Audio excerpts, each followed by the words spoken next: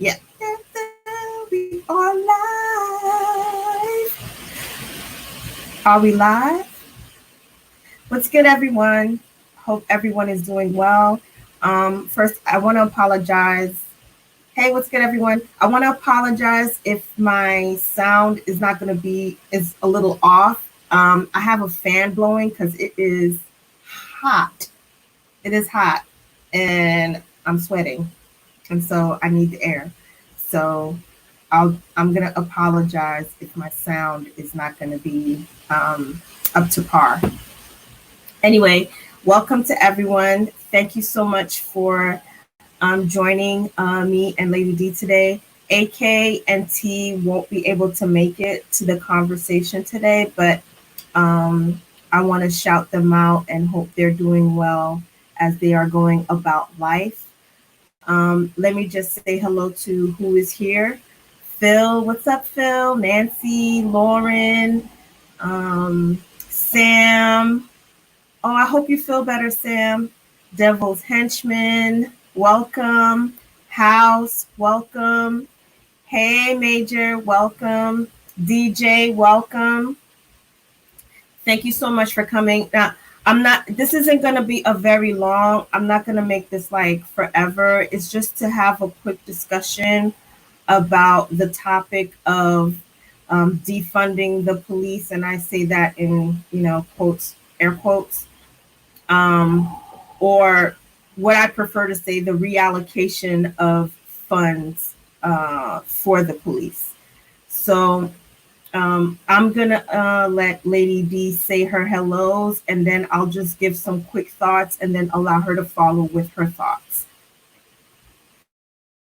Hey everybody, thanks so much for joining us today. Naro, thank you so much for, of course, moderating and hosting this on your channel. I'm really looking forward to it, and thanks everybody again for joining us.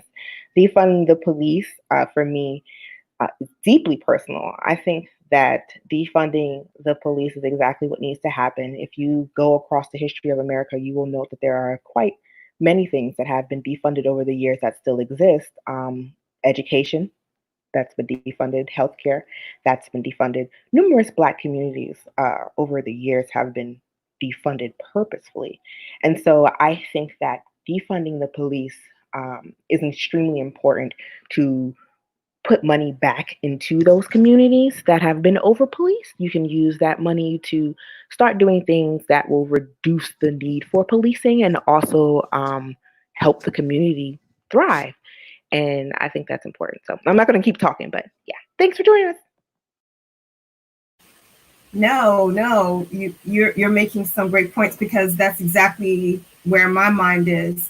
Um, I can go back to when I was a young girl growing up in Brooklyn, like all of the programs that used to be available for us as children. You know what I mean?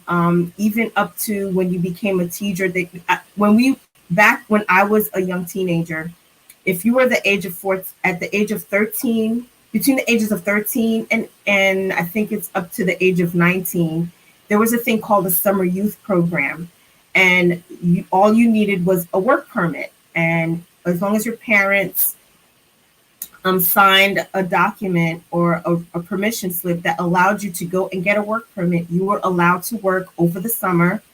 And it was a great way for people to for young children to kind of be a part of the community, because you were actually working within the community, whether it was in the parks, whether it was at summer camps, whether it was at the library.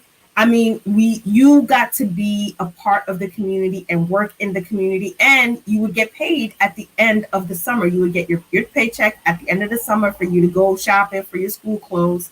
But it was a great way for teenagers to get involved in the community.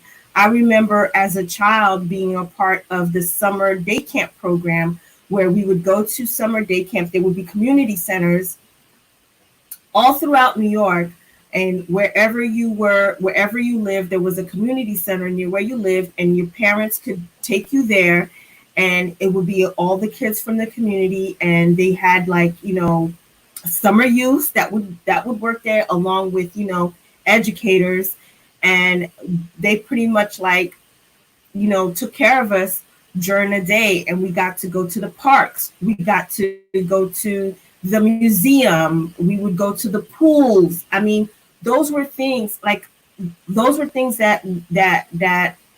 um, that the city funded because parents didn't have to pay for that.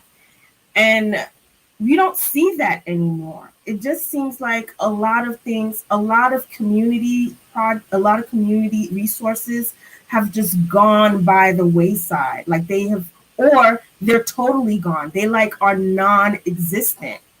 And I have to say, watching a lot of the stuff on television, it it triggered me in a way where I felt like I was right back in Afghanistan when I was watching a lot of the way that the police were handling things. Like to see them in the gear that they were wearing, seeing tanks.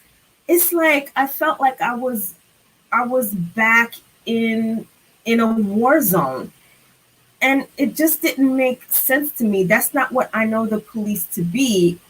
And don't get me wrong, I don't have a trust for the police. I don't really trust the police at all. Like, I if I see the police, I cross the street. If I'm driving and I see a cop car, I just move over and like fall back. I don't want to be in any vicinity anywhere near police. You know what I mean? I just have a very huge distrust of the police. And that's not what they're meant to be. They're meant to be, protectors. They're meant to make sure that we are safe, but they're the ones that are, hurting us, abusing us. You know what I mean? You can watch documentaries of some of the corruption that exists within the police department. Like it's crazy. I listen. Andrew Cuomo, who is my governor, whom everybody is praising, right? Right now, all the stuff that he was doing throughout this whole pandemic, a lot of it he caused. A lot of the legislation that thank you, Mac, for bringing that up. He caused a lot of that. Like a lot of the issues that we were suffering, like this pandemic just exposed a lot of things. And another thing that it exposed is what was going on in our justice system.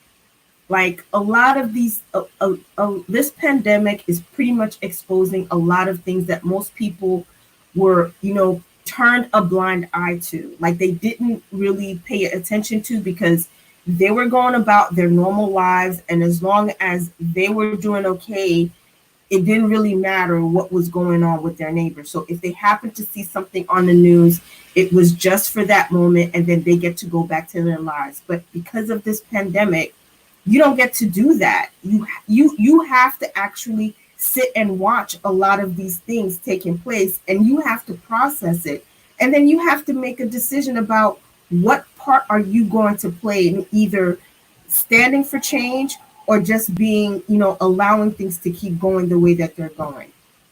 And so now my governor, he has to clean up. Like me, I'm not sitting here praising him because he was doing his job. I'm not going to give you a cookie for doing your job because a lot of the stuff that was going on in this state was because of you. You caused a lot of stuff. And if it hadn't been for your when you were running for governor and the actress that was running against you, if she didn't push a lot of the stuff that and she didn't bring to the forefront a lot of the issues and topics and policies, right?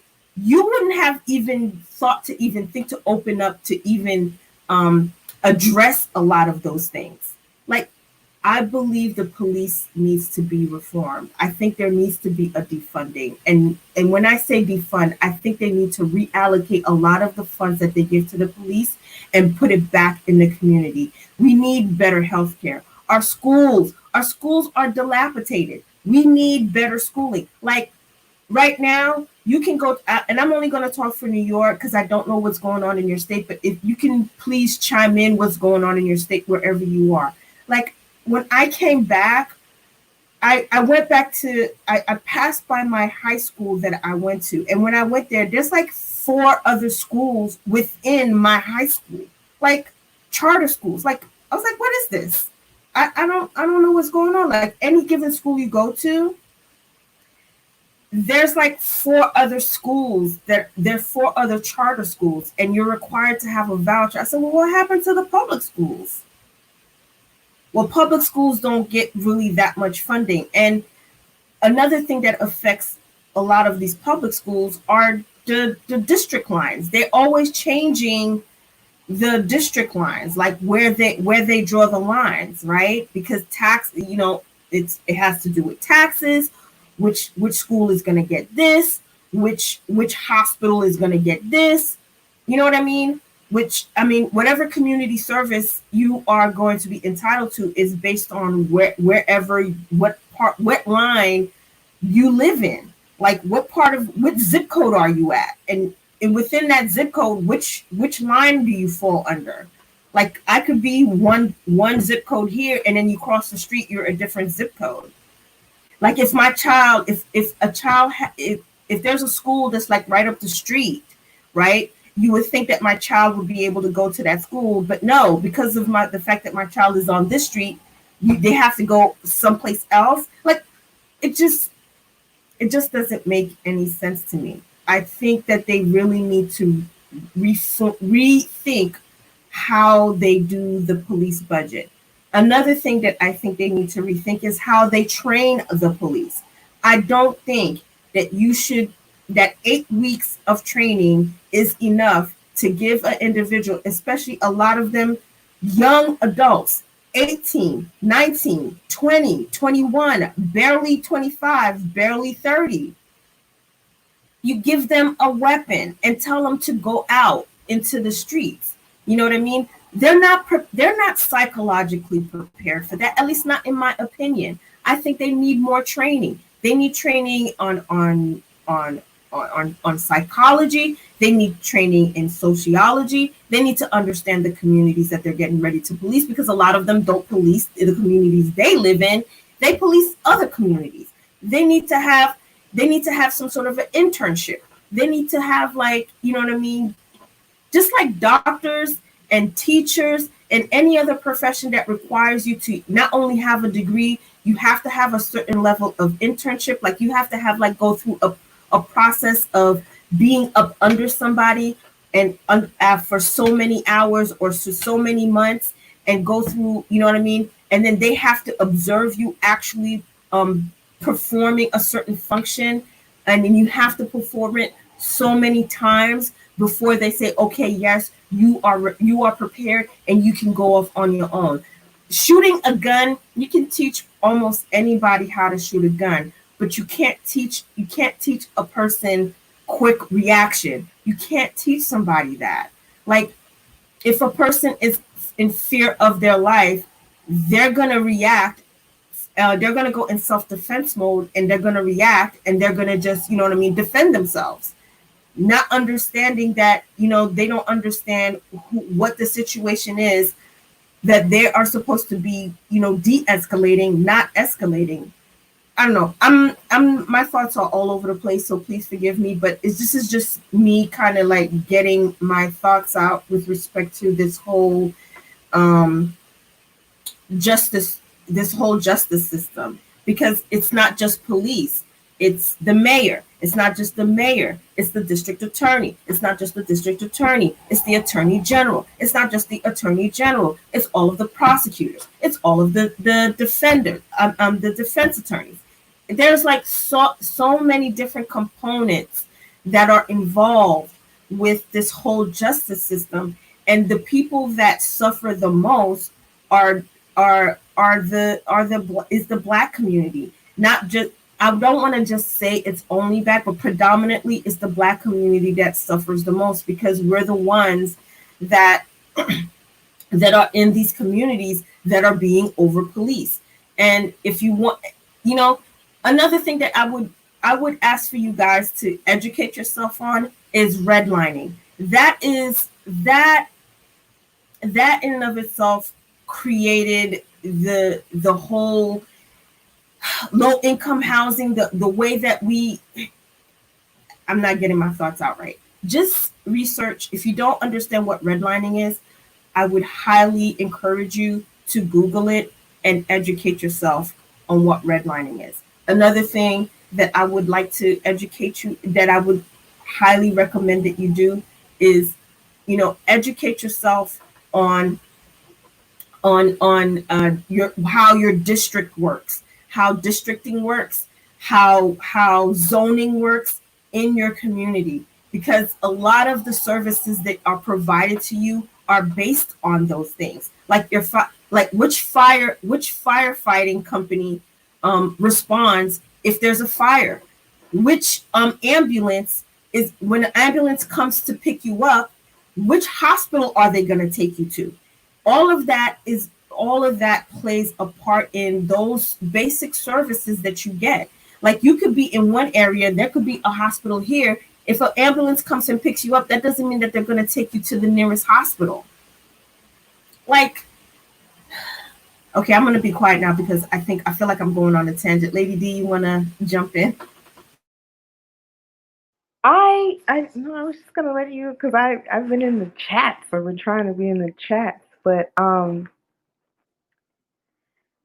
okay. So what I would like everyone to do is, if you honestly care about this whole policing thing, I would like for you to look into the origins of policing in America, because I think what gets lost oftentimes is that people do not recognize that the origin of policing in America is a direct result of the enslavement of Black people in America.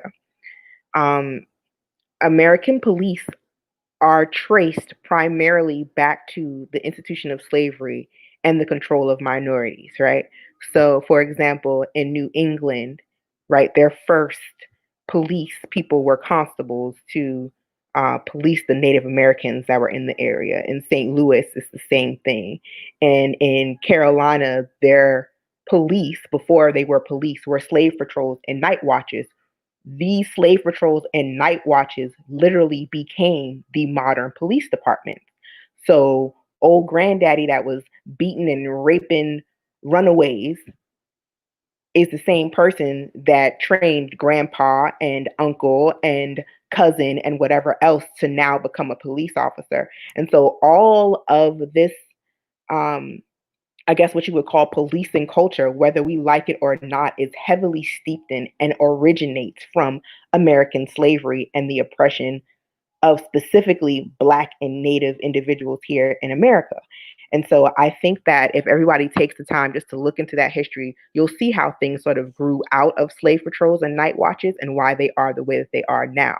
The police are not, they're there to protect and serve, but only a certain class of people. And Black people in America have been made to be a permanent underclass. And since they've been made to be a permanent underclass, the system is not set up to protect them, which is why you see police basically patrolling through predominantly Black areas or poorer areas, and they're not looking to help anybody. They're looking for who they can arrest. You're not going to see that in a white area or an area that has more money. They're not going to be driving through there looking for someone to arrest. And so, the reason for that is because, well, when these organizations were started, you weren't looking for white people to arrest. They were all free. You were looking for niggers. That's the truth. You were looking for Blacks to harass. You were looking for natives to harass. And so, now that we have the modern context of policing, I think it's very, very important to look at that. I also think that it's important for us to look at what the federal agencies have said about our local police departments, even as late as the 1990s, when they did a federal investigation into policing departments around America and even into federal agencies, and realized that white supremacists had risen very high to the ranks, and did a whole report on it, and it was published. You can Google it, and they didn't do anything about it. They just let the white supremacists take over these police departments that they'd already been in for however many years, because of it, remember, they would have been the great great grandsons of whoever was chasing down these slaves, right? And so it just grew and grew and grew. And then we had the Oklahoma City bombing, and that was connected to a police department that had white supremacists in it. So if you don't believe me, go ahead and Google that. But what I would like for everyone to do is to just take some time and do some research on modern policing in America, check out its origins, and check out how white supremacy has steeped itself not only from its origins, but now in a modern context where they can say, no, this police department is primarily Klan members, and the federal government has done nothing about it. The state governments have done nothing about it. And that's all well and good for white people. Where does that leave Black people who live in these states? Where does that leave Black people who live in these states, who get pulled over in these states when the judges are racist, when the police are racist? And so, yes, I agree that the police do need to be defunded, because I do think that there should be more funds allocated to the things that will reduce policing and that will reduce crime in a lot of these areas that have been defunded. Because make no mistake, Black communities have been purposely defunded in the United States. So I think, I know that putting money into things like job programs will reduce recidivism. We have the data on that. I know that putting money into things like after school programs will reduce the amount of kids that we have on the street. I know that putting money into things like financial aid programs, financial literacy programs will help children down the line because their parents will be doing better. And all of those things can be taken from the money that we are currently spending on our police. And yeah, I don't want to just keep, because I feel like I've been talking for a long time now. So Mary, your turn. You brought up a lot of good points. So please take the time, as Lady D suggested, to learn the history of policing. She's absolutely correct how policing started in this country. So and I want to respond to a few comments about the training of police. First, I'm going to address Sam. She mentioned that her cousin said that the police should be trained like the military. The only reservation that I have with that is I don't feel like military training is for a specific purpose. The military is trained to kill. They're not trained to protect. Okay. There's a major difference in how a military person is trained than how a police is trained. The police are actually there to protect and serve a community. They are not there to fight terrorists. They are not there to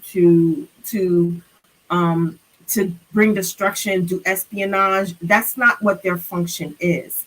And I think that is the problem. The problem is they are like acting like they are a militia force. Listen, that is why each state has a National Guard.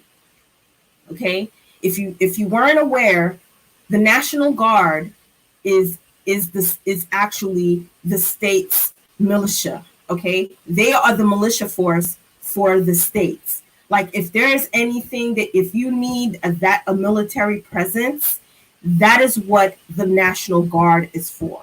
Okay, so the police don't need to be trained like the military. We already have the National Guard that already holds that function.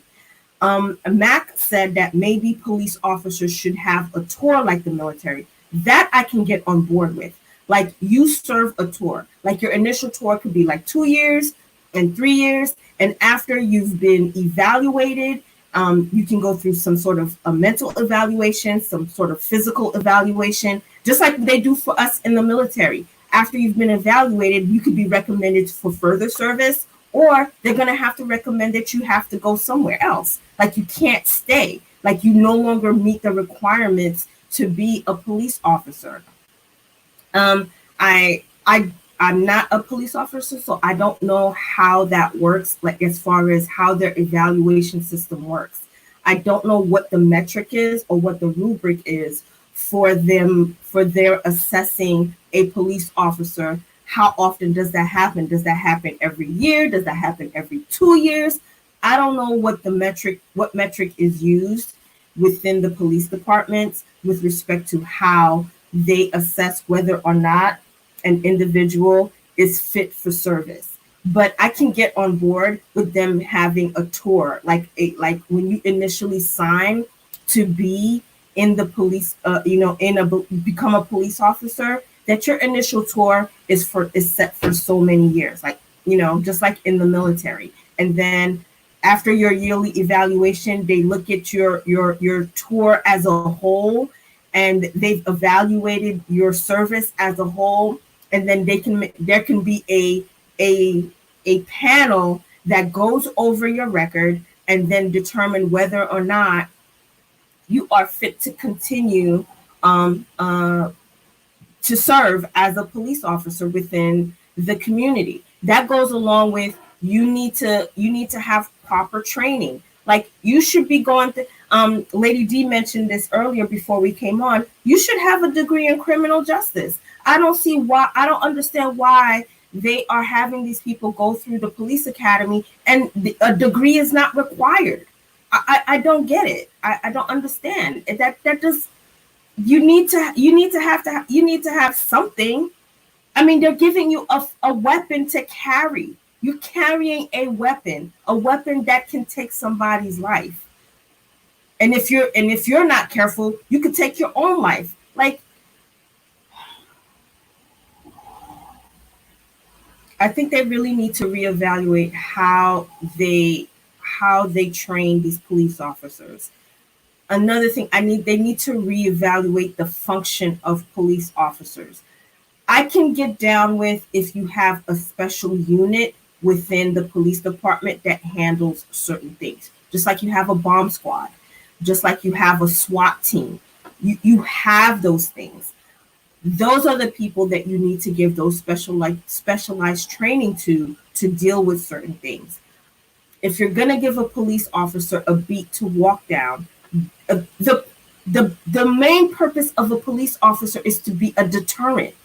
It's kind of like, if I'm a citizen and I'm thinking about committing a crime, if I see a police officer, I should be deterred from wanting to commit that crime, because why? There's a police officer there. I don't want to get in trouble, so I'm not going to do that.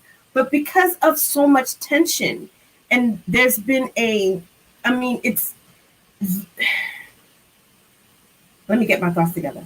But because the role of police officers has been twisted so much, the lines have been blurred, right? And remember, police officers are not saints. They're human beings. You're taking people from society, and you're telling them that they have to police their peers, okay? That's essentially what you're telling them to do. And there are some people, and this happens in the military too. Don't get it twisted, okay? If you give somebody a certain amount of power, they tend to take it and run with it. And a lot of police officers are like that. The police unions, that's another thing. Like, what in the ham diggity? What I Calm down, Marceline. I don't get this whole, they're like the mafia. These police unions are like the mafia. I, Like, I'm sorry. Go ahead. no, because I gotta hop in. I hear you, but like, I, the police are doing exactly what they're supposed to do. I disagree. I think the police are doing exactly what they were created to do. They were created to chase down escaped slaves. When they found escaped slave women, they gang raped them and did things to them, cut their faces, whatever, so they wouldn't run again. When they found runaway men, they raped them too and beat them and tortured them and whatever else. A year after freaking blacks were emancipated from enslavement, they were rounding us right back up and putting us back in jail with the 13th Amendment in the United States Constitution. The police are doing exactly what they're supposed to do. Exactly what they're supposed to do. They're supposed to bust heads. And America is a racist ass nation. That's the truth. It is a racist nation that was created on racist ideals. And you cannot expect a racist nation created on racist ideals not to be full of racists. And when it's full of racists, they're going to be racist whether they're teachers, doctors, police officers, or lunch ladies. And so you're always going to see what we're seeing as far as policing in minority communities until we address the disparities in race, until we look at the entire system and say this was created specifically to hurt a certain group of people. And we need to recreate this system so that it is no longer structured to do that. Because the master's tools will not dismantle the master's house. Like, we know that how long Malcolm been with the master's tools will not dismantle the master's house. And these things have been codified into law. It is codified into law as a suspect is running and he has a taser or a weapon that you can go ahead and shoot him because you're afraid for your life, even though he's running away from you. It's codified in law that you're allowed to be scared. It's codified in law that you, as a police officer, get qualified immunity. So it's harder for them to prosecute you. This is codified in law. And it was codified in law to allow police officers to do things like terrorize blacks in the 20s and the 30s and the 40s and the 50s and the 60s. Like, come on, y'all. Straight up. We are on the internet. Go Google what life was like in the 40s and the 50s and the 60s. Go look at the National Guard come in to get these white people from off these little black kids just trying to go to school. Why do you think that the police officers weren't stepping in? Because they're all racist. You had to have a federal government step in, and half of them are racist too, but it's the feds. So the feds have to do something. I disagree. Y'all, the police are doing exactly what they're supposed to do. Exactly what they're supposed to do. Exactly what they're supposed to do. Exactly what they're supposed to do. America is a conqueror's nation, and America is an oppressive, racist nation. And so our police force oppresses and is racist, and our military goes forth and conquers. That's what we were created to do, and that's what we've been doing since 1776.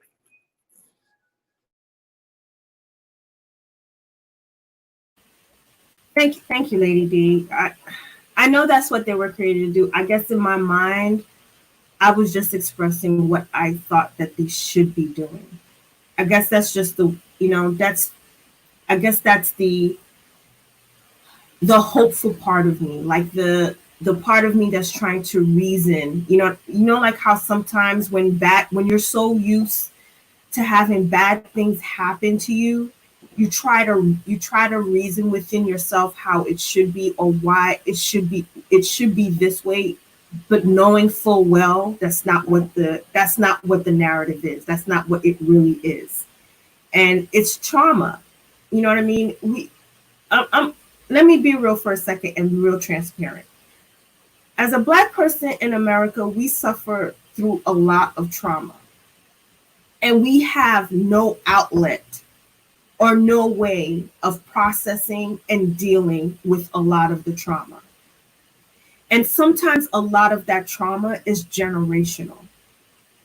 Like, if it happened to your mom or your dad, it happened to their grandmother, to their mother and their dad.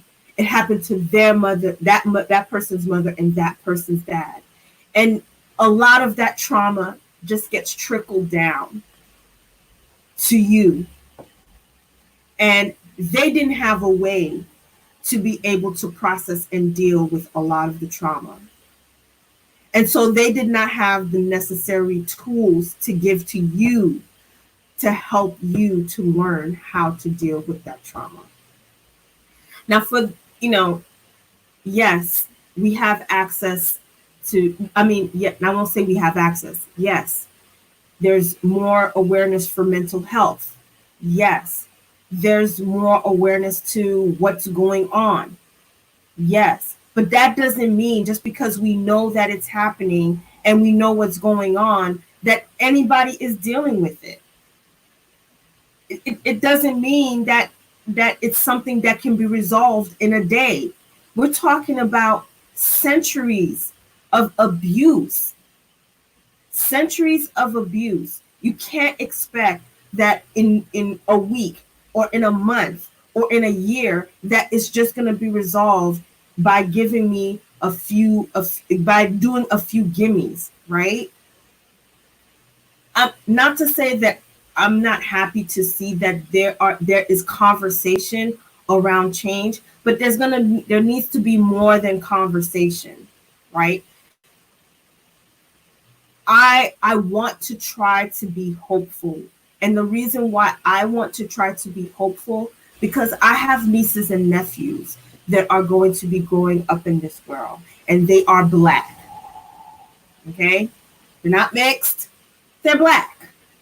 Okay? They don't get a pass. They're straight black.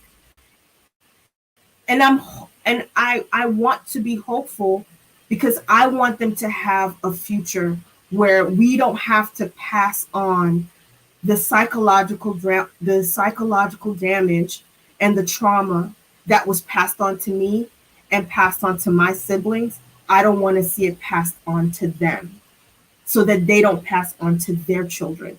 I hope I'm making sense. And I agree with a lot of the stuff that a lot of you. I mean, I believe somebody made a comment that there needs to be a total revamp. If that's what it means, then that's what it means. Revamp it. Like get rid of everything. Like just dismantle everything and build it from the ground up. They need to have more people from the community involved.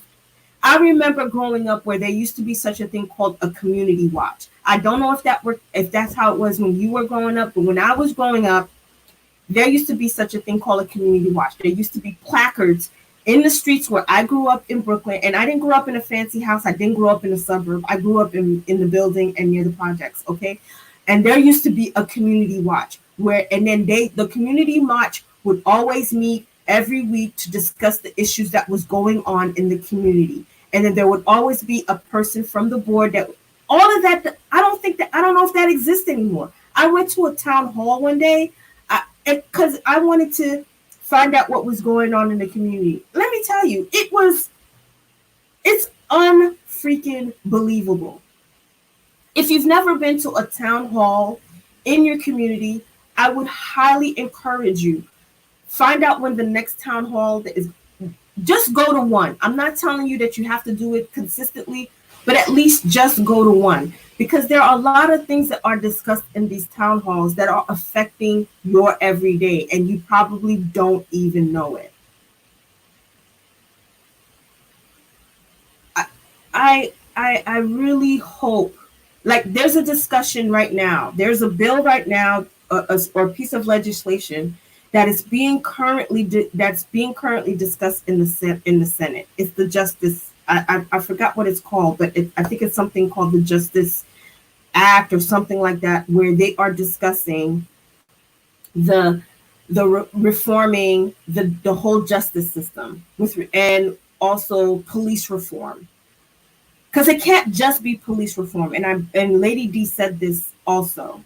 It can't just be police reform. It has to be the entire justice system. Look at William Barr. He is the attorney general for our country. That dude is as crooked and his fat ass. Like, who polices him?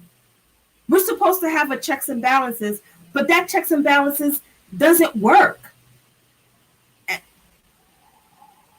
And people who look like me are the ones that suffer the most. And I say the most. I'm not saying we're the only ones that suffer, but we suffer the most. And one day I want to have a conversation about being a Black woman in America. Because it's not just about being Black in America, but there is a subset about being a Black woman in America. Can I please just one PSA? It has been 102, or is it now 103 days since Breonna Taylor was murdered? Just wanna, before somebody busts in her shit. Imagine somebody busting into your house and your shit and just spraying. No knock warrant, because that's okay. That was a white woman, like y'all. The outrage. The outrage. They'd be on TV. This police officer wouldn't have just got fired. He'd have got fired. He got thrown in jail. They would have threw him up under the jail in a week. But no, he murdered a Black girl. And in America, she doesn't mean anything. So it's been over 100 days. It's been over 100 days. It's been over 100 days.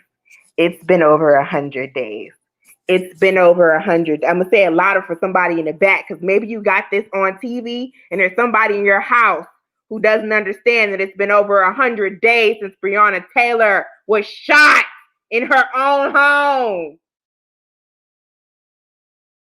and dude just got fired 15 minutes ago. Like, ah.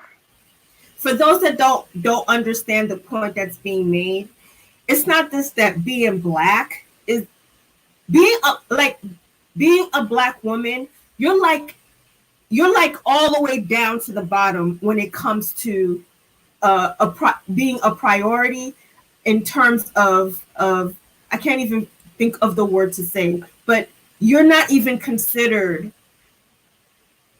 You're like an afterthought. That's what it feels like being a black woman in America. You're an afterthought. And again, that goes back to years and years of trauma. Go back and research how black women slaves were treated. And this is just a modern day way of how we are treated. This woman was killed in her own home, asleep in her own home. Three of them, only one officer got fired. A Tatiana Jefferson was babysitting her nephew. She was killed in her own home.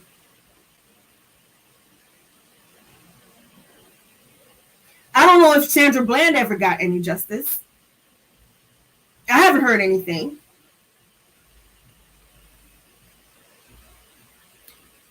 And don't get me wrong, I there's a lot that needs to be said, right? And granted, I'm all for the Black Lives Matter movement, but I just, but I just want to just say that so that it doesn't get lost. There is a subset, which is Black women, that just don't get any recognition, that just don't get any justice at all. Like, we're an afterthought. We're the first ones to be out there, to carry the load on our shoulders. If you look at every protesting picture that they put, any poster they put, any drawings or art that is made, the first person that you're going to see out in the front line is a Black woman. Go on the internet. Go on the internet. A Black woman is who they have as the face of the Black Lives Matter movement. But we're the ones that don't get any justice at all. But that's a conversation for another day that we'll have. Today, I just wanted to talk about police. What, like I stated before, maybe there just needs to be a whole revamp. Like, they need to just dismantle everything. They need to take it down to the bare bones and then just restructure the whole idea of what it means to be a police officer in this country, or whether or not we still need we need a police. Maybe they need to restructure it and call it something else. Maybe that's what needs to be done. We already have a National Guard. Well, that's the thing. Like, I don't know. America just needs this. That for me, this all boils down to America needs to reconcile itself with its past sins. America did this.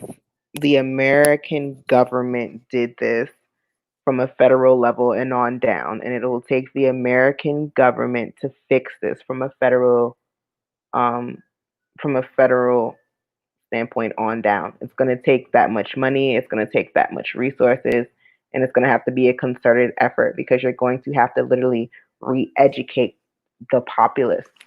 Because as quiet as it's kept, like, Black people have been complaining about ill treatment in America for hundreds of years.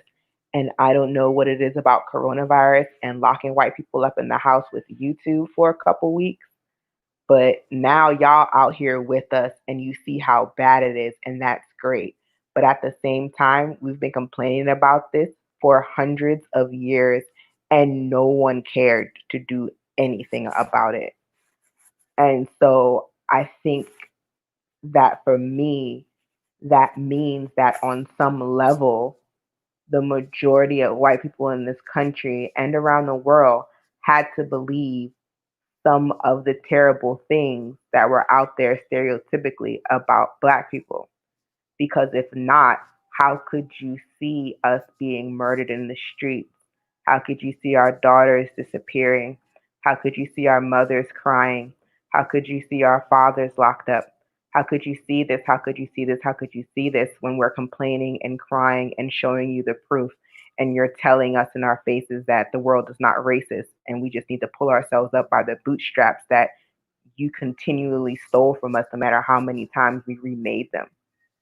So I am very happy that all of this is happening, but I do want to say, and I do think that it's going to require everyone to do some educating and everyone to do some soul searching and everyone to make a change because we're all products of this system that have taught us that Black lives do not matter, that Black people do not matter, that their history, that our history began in the belly of slave ships or on a cotton field instead of, in a society or societies that reign supreme on the largest continent on earth for hundreds and thousands of years.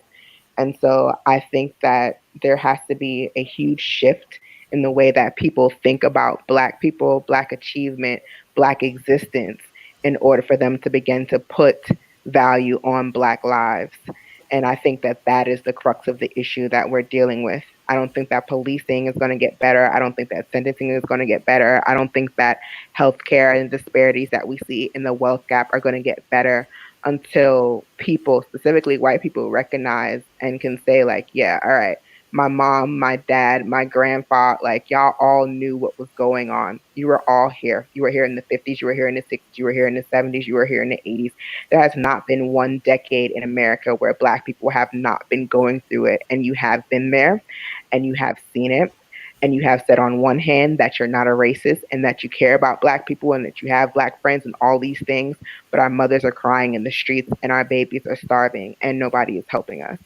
And so I think that until people sort of own up to that and say, yeah, I've believed some things, or yeah, I haven't done as much as I could as an ally, or yeah, I knew that people were suffering. Like, until people are willing to own up to that and then investigate America's history, we are not going to get anywhere. Because right now we're pointing the finger at this party or that party, completely ignoring the fact that both parties have been party to this for over 200 years. You've been doing Yep. the Black people. You have built this country on their backs. You have built this country with the bones of my ancestors, and our blood runs through the water and through the soil of this nation. And we have gotten absolutely nothing back for it. And so I think that people need to be honest and people need to be open. And that's the only way that we're going to move past it, because the reality is, as much as I love y'all and care about y'all, straight up, like, white people, real talk, hand on my heart, there's no way that in mass most of you did not believe some of those dirty things about us, because we were getting shot in the street in front of you. Yep. It was happening in front of you. Our kids were going to schools in the winter in Washington, D.C. with no heat in front of you. Our kids were starving in front of you. Katrina happened in front of you.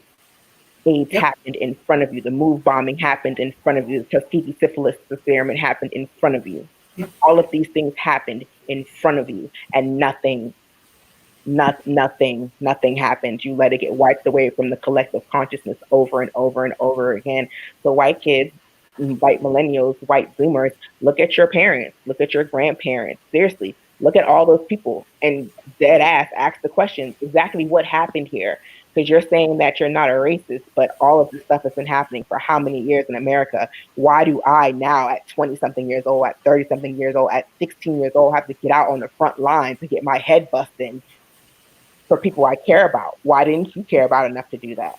So yeah, all right. I'm hopping off my soapbox now, but that Yeah. is really how I feel.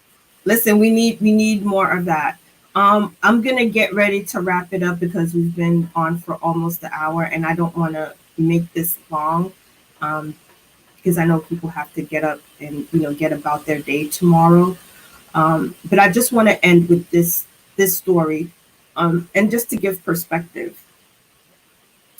In 2005, when Katrina hit, I had just arrived to my duty station in Gulfport, Mississippi. I'd never been to Gulfport, Mississippi before, and I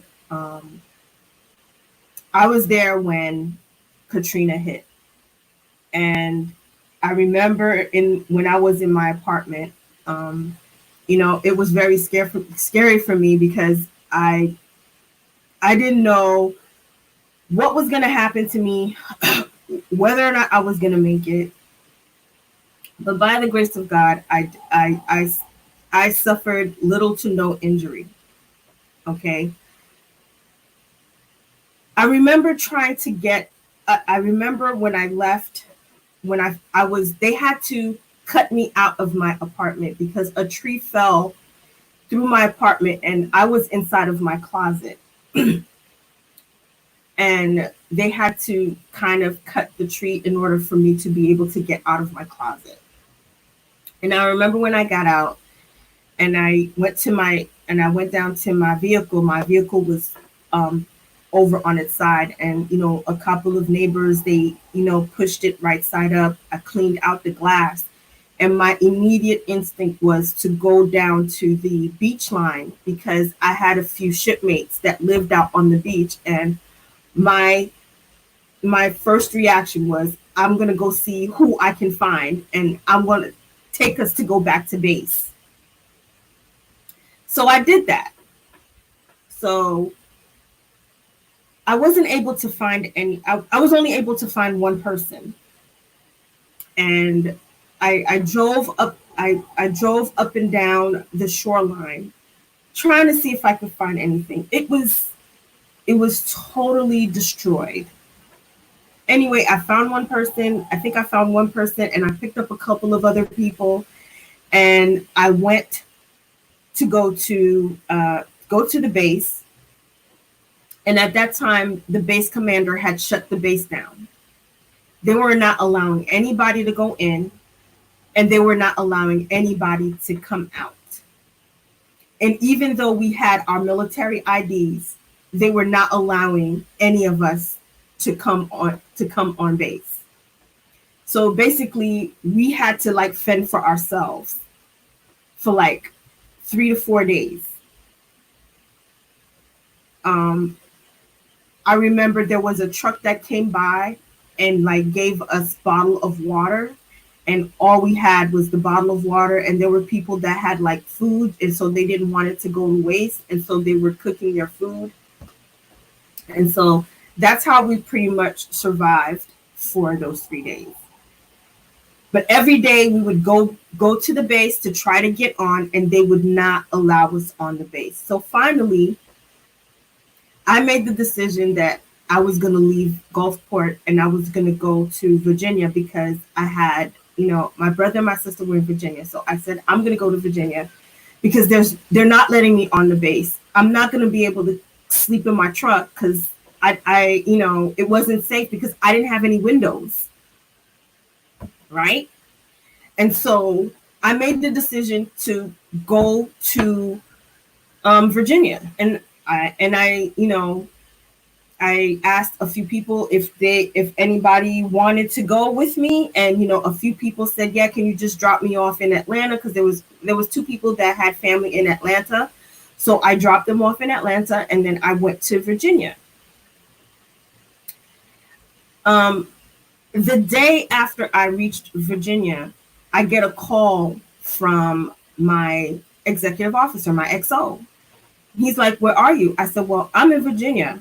He goes, well, what are you doing in Virginia? I said, I've been trying to get on the base for the past week, and I haven't been able to get on the base.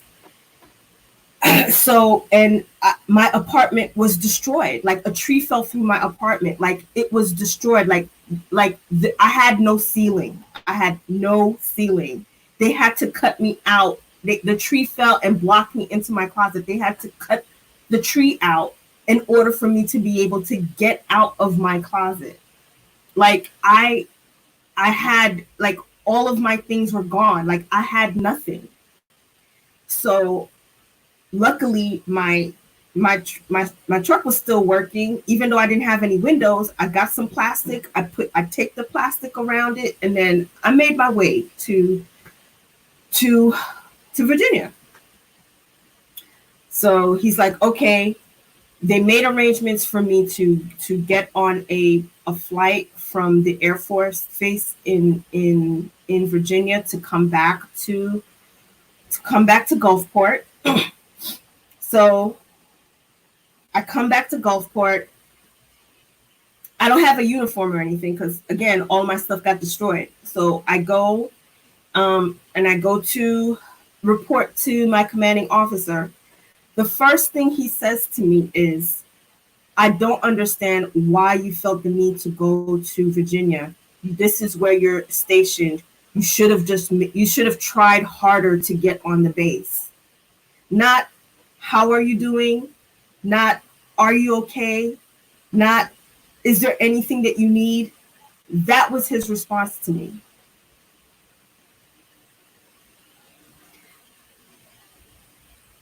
I cannot tell you how dejected I felt at that moment.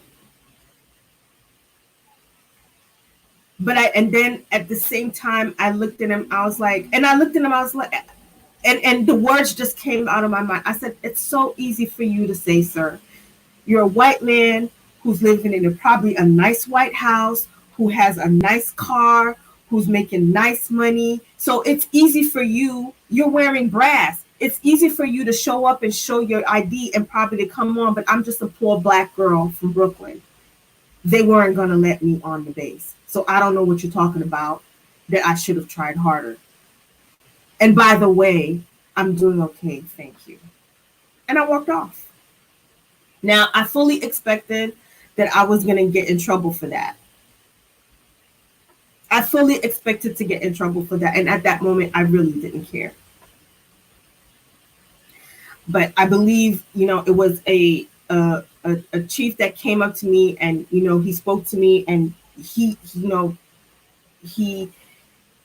asked me how I was doing, asked me what was going on. And when I told him the story, do you know that the whole time, now mind you, we had to deploy to go to Iraq like in a month. We had to deploy in a month. Do you know throughout that whole entire time, he never once asked me how I was doing, if I was doing okay. I don't know if it was because of embarrassment. I don't know if it was, he just didn't have the language or he just didn't care. Either way you look at it, that's just to let you know that there's some people, they are not conscious of the fact that you are a human being. Just because you don't have the same color skin doesn't mean that you're not a human being. You are a human being just like they are. You bleed just like they are. If you were to get knocked over the head and they were to get knocked over, you both are suffering some sort of an injury. But I would not be able to trust that man to guard my six. If I'm out there, I wouldn't.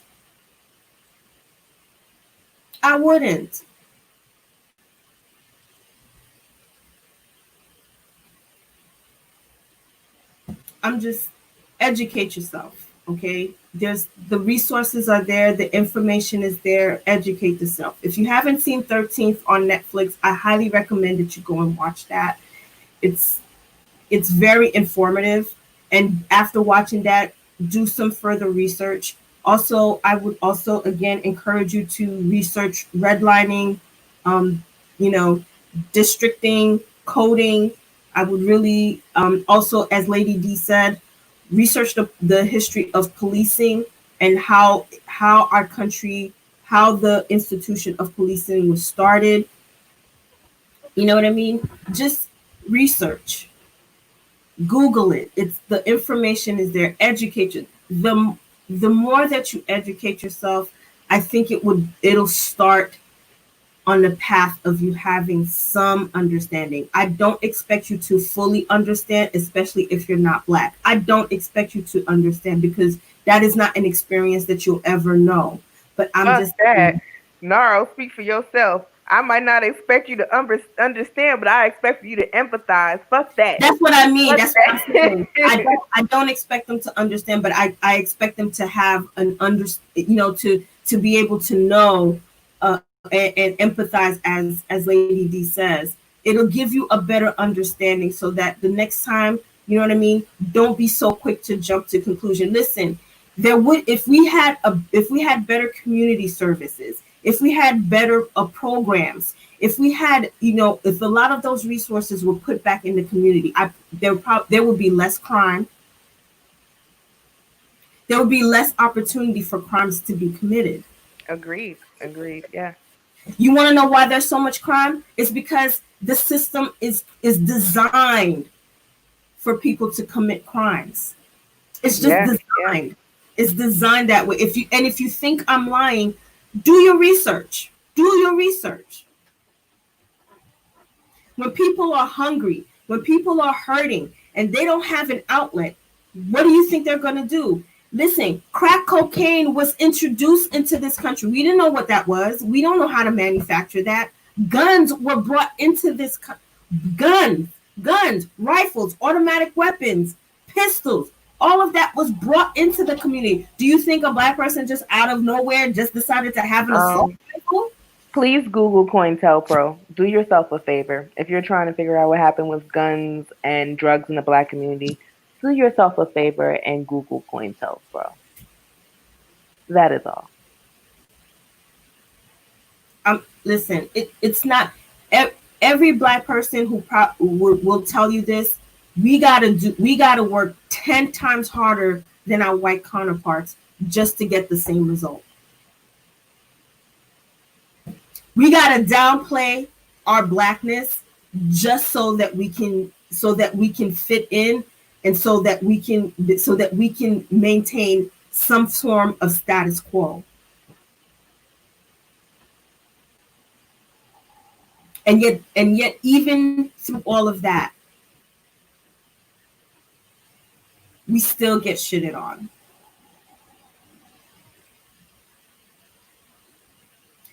I'm going to go ahead and end it here. Thank you, everybody, for coming to this live and having this discussion. I hope everybody learned something today. I know I learned something today, and it also gave us all an opportunity to kind of, get a lot of this stuff out, because I think these conversations need to be had. I think they should be had on a regular basis. They shouldn't just be had just for the moment. They need to be ongoing.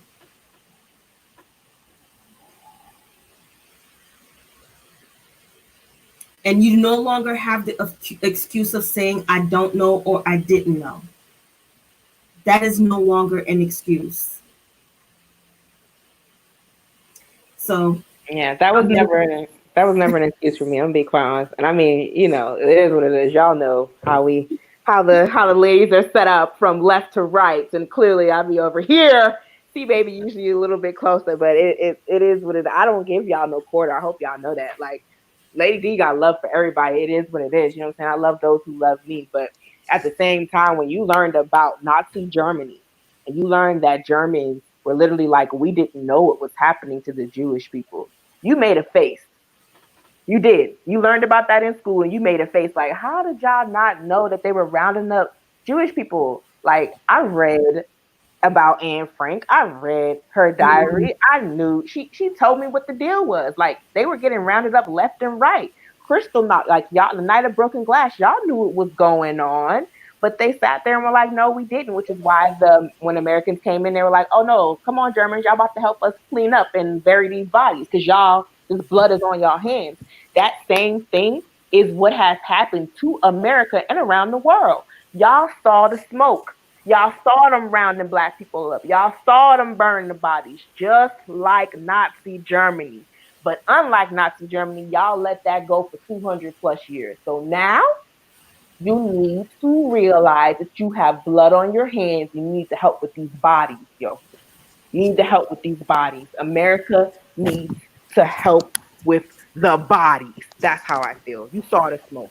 There's no way. I'm sorry. There's no way. I'm 32 years old and I've learned what I've learned in my 32 years. You're trying to tell me that people that are 50, 60, 70 Mhm. years old don't know this, don't know any part of this. The internet is right here. You're trying to tell me that all these far right folks that are getting on the internet and hopping in the comment section and saying all these messed up things can't hop on Google for 5 minutes. You can write a book for 20 minutes in the comment section, but you can't hop on Google. They knew. You knew. You all knew. So that's my whole thing. I want everybody to stop acting like they didn't know that it was bad for Black people, because I feel like that gives you an out. And I'm not trying to give nobody an out, because I have never been given an out. My ancestors have never been given an out. I haven't even been paid for the work that my people have done. I've been nothing but things taken away from my community over and over and over again. Check out 80101.com. Do your research. Do whatever. But I swear to God, like, if I hear one more person talk, I didn't know. Yes, you did. You knew. Just like the Germans knew that they were burning bodies. Just like the Germans knew they were gassing kids. Just like the Germans knew. Y'all knew. White America, you knew. White Europe, you knew. White South America, you knew. Y'all know. Australia, you know. You know, you know, you know, and you've been known. And you didn't do anything about it. And now that you've been locked in your house for several months, and somebody then gave you the 13th to watch and a couple box documentaries, you now feel like I'm one with the movement and I got to go do something. And that's great. I want you to feel like that, because I need things to be better for my kids. But I'm not about to sit here and give nobody a pass. Hell no. You need to be working as hard as you possibly can, if not harder, because you fucked up. And that's the truth. Like, you, America, white America, you messed up. You let this go on your watch. You let 1960s pass and swore to God that we were a post-racial America because of Obama, when Obama is not a descendant of a slave, but that's a whole nother whatever. But y'all, oh no, racism is over. We got a half Black president, conveniently forgetting that the man is mixed, so he's just as much white as he is Black. But whatever. Okay, we got a Black president. Nobody's racist anymore. Conveniently forgetting that they calling him a monkey in the Senate. They screaming out calling him a liar on the Senate floor. All of these things. But we're past race. No, we were never past race. We were never past race. We have not passed it. And I don't give nobody no quarter. I don't give nobody no quarter. Oh, we didn't know. Yes, you knew. You knew. You knew. You knew. When you turned on the television, when you saw this boy get shot with his hands up, you knew. When you turned on the television and you realized a 16, 17-year-old boy got shot in his own neighborhood with Skittles and an Arizona tea, you knew. When my girl got pulled over and couldn't even smoke a cigarette, you knew. When Rodney King got his ass beat, you knew. When Black girls were getting shot in the head in Asian restaurants, y'all knew. You knew, you knew, you knew, you knew, you knew. And I'm not about to sit here and pretend like y'all didn't know. I'm not about to sit here and pretend like, oh, I'm so happy that white America has decided to come to us, because the reality is you started this problem, you created this problem, and you lied about it being over. And now your children's children's children are embarrassed and disgusted by your behavior. So they're working to fix what you did not want to. But we're not going to sit here and act like they didn't know. I'm not gonna sit here and act like y'all knew. You all knew. You knew. You knew that shit. You didn't care. You didn't care. You didn't care. I don't know what has made people care now. I'm quite honest with you. I don't. I'm very happy people care. Again, I want my children to have a better life here than I have had. But at the same time, I'm not about to start celebrating because in the 1960s, we marched, we got beat, all of these things. And here we are in 2020, people still stepping on our necks, right? Right now, we celebrating the fact that American unemployment has rebounded. We at something like 16, 17%, which is still horrible, but better. Conveniently forgetting that Black America, 1 out of every 2 people that had a job in February, is now unemployed. Black America is more than 50% unemployed right now. Think about that. We have been the backbone of this country for so long. They literally just be like, we're just not gonna hire no more. We're not gonna hire any of you. Fuck your community. And y'all know that. We've been complaining about that for years. You don't care. So now that you're starting to care, that's great. But I had to let that one out because I'm sorry, y'all. Get the hell out of here. The Ku Klux Klan isn't even a domestic terror organization. How y'all let the Black Panther Party become a terrorist organization, but not the Ku Klux Klan, who's literally blowing up churches and gang raping little girls and lynching us? Y'all knew. You knew. Stop it. Stop this.